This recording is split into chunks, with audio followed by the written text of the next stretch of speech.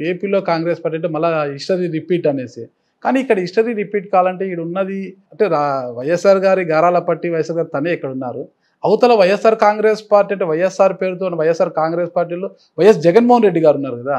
అంటే మరి ఆయన చరిష్మా ఒకవైపు, రాజశేఖర రెడ్డి గారి చరిష్మాతో వచ్చిన మీరు మరి కాంగ్రెస్ పార్టీకి పూర్వం ఎలా వస్తుంది? మొత్తం కాంగ్రెస్ పార్టీ ఓట్ బ్యాంక్ కావచ్చు, నాయకులంతా అటువైపు ఉన్నారు కదా ఇప్పుడు. మీరు చూస్తున్నది ప్రస్తుతం. రాజశేఖర రెడ్డి గారు 83లో పగ్గాలు చేపడితే ఇట్ విల్ టేక్ టైం. ఏదానికైనా సమయం సమాధానం చెప్తుంది. గత 5 సంవత్సరాలుగా జగన్మోహన్ రెడ్డి గారు ముఖ్యమంత్రిగా ఉండి కూడా రాజశేఖర రెడ్డి గారి ఆశయాలను మరి ఎందుకు నిలబెట్టలేదు? రాజశేఖర రెడ్డి గారి ఆశయం కదా జలయజ్ఞం అనేది. రాజశేఖర రెడ్డి గారు 54 ప్రాజెక్టులు ఆంధ్ర రాష్ట్రంలో మొదలుపెట్టాడు. 54 ప్రాజెక్టులలో 12 ప్రాజెక్టులు ఆయన పూర్తి చేశాడు.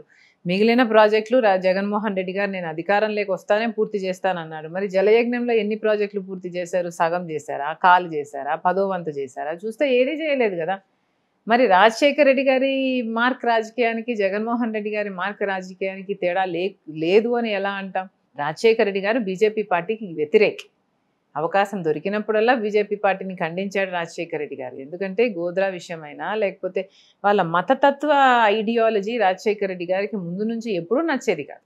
మతం పేరుతో చిచ్చు పెట్టాలి, అది రాజకీయం చేసుకోవాలి, లేకపోతే బీజేపీకి మద్దతు ఇవ్వట్లేదు కదా. నేరుగా మద్దతు టీడీపీ జనసేన పొత్తుల్లో ఉన్నాయి, కానీ వైఎస్ఆర్ కాంగ్రెస్ పార్టీ సింగిల్ గానే పోటీ చేస్తుంది. కళ్ళ గంతలు కట్టుకున్న వాళ్ళకు కనిపించదండి.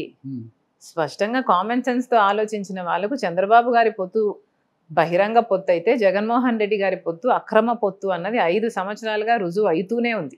ఈ 5 సంవత్సరాలలో ప్రతి బిల్లుకు మద్దతు ఇచ్చారు. ఈ 5 సంవత్సరాలలో బీజేపీ పార్టీ మోడీ అదానీకి ఏది ఇమ్మంటే అది ఇచ్చారు. గంగవరం పోర్టుతో సహా ఏది ఇమ్మంటే అది ఇచ్చారు.